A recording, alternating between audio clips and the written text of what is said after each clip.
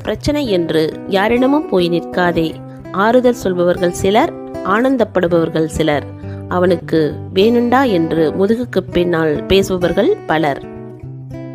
இன்றைய உலகில் சரியாய் இருப்பவன் சங்கடத்தை அனுபவிக்கிறான், நரியாய் இருப்பவன் சந்தோஷத்தை அனுபவிக்கிறான். அனுபவம் ஒரு கடுமையான ஆசிரியர். அது வழிகளை தந்த பிறகுதான் பாடத்தை கற்பிக்கிறது.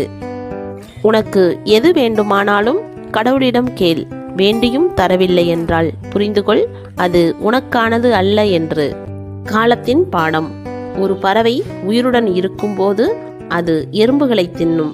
பறவை இறந்தவுடன் எறும்புகள் பறவையை தின்னும்.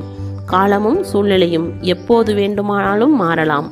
வாழ்க்கையில் யாரையும் குறைத்து மதிப்பிடவோ காயப்படுத்தவோ வேண்டாம். நீங்கள் இன்று சக்தி வாய்ந்தவராக இருக்கலாம், ஆனால் நினைவில் கொள்ளுங்கள், காலம் உங்களை விட சக்தி வாய்ந்தது.